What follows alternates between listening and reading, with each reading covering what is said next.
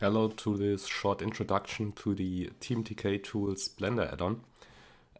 What I'm using here is just a normal Blender 3.3 installation, no special settings, everything is at default. The first thing you need to do, as for all add-ons, is install it.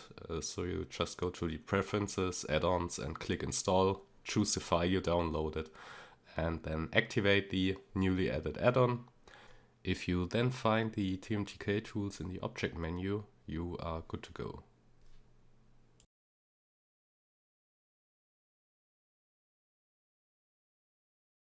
I just want to do a quick example project here. I'll be using the built-in monkey object, move it up a bit so it's not sunk into the ground in game, and then first off I'll show the new TMTK hints function to see what it tells us about this newly added object.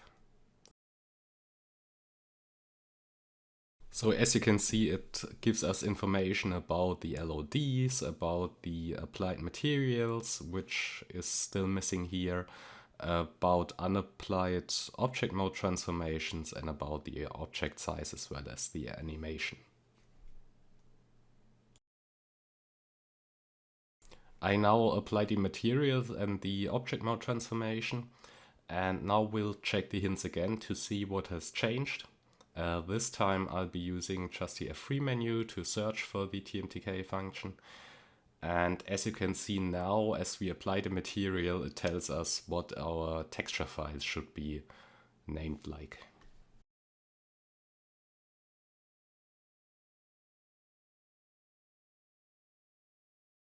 Before I show the remaining functions of the add-on, I'll be adding a short and simple animation just to show that the add-on can handle that as well.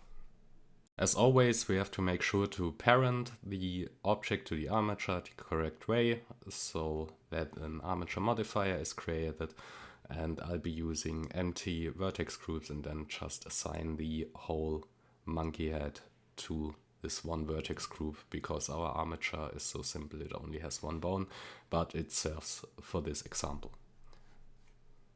I'm now creating an animation, but it's not very beautiful. It just serves as a demo here. I'm not an animator, I was never really good at it, but it should at least contain a few translations and rotations so we can check that those appear correctly when we export it to Blend Coaster.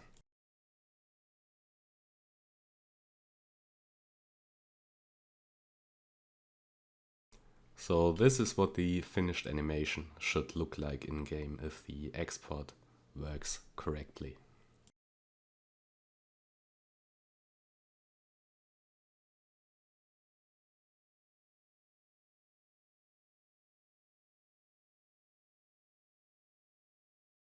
So before we export, one last look at the hints panel.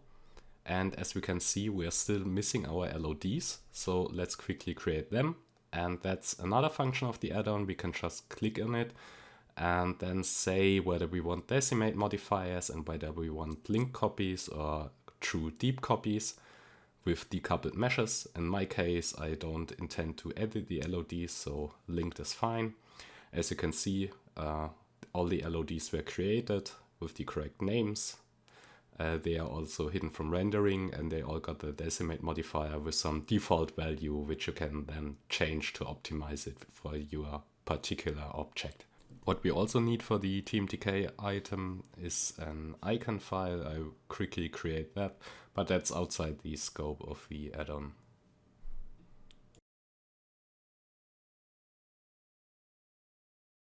So now all there's left to do is to export to an FBX file, and that's also a functionality.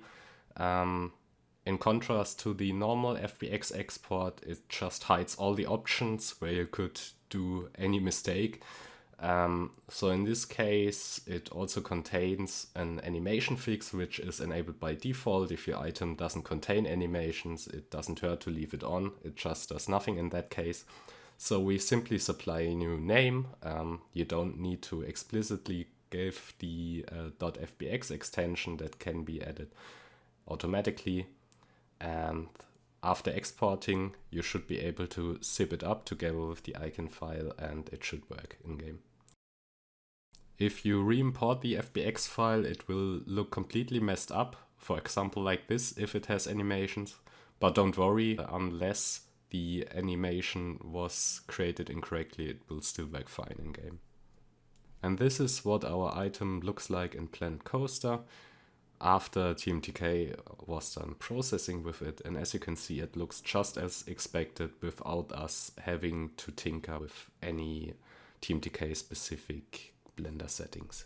So that's it for this demo. I hope you like the add-on and find it useful. If you have any feedback or bug reports, just check the description for the relevant links.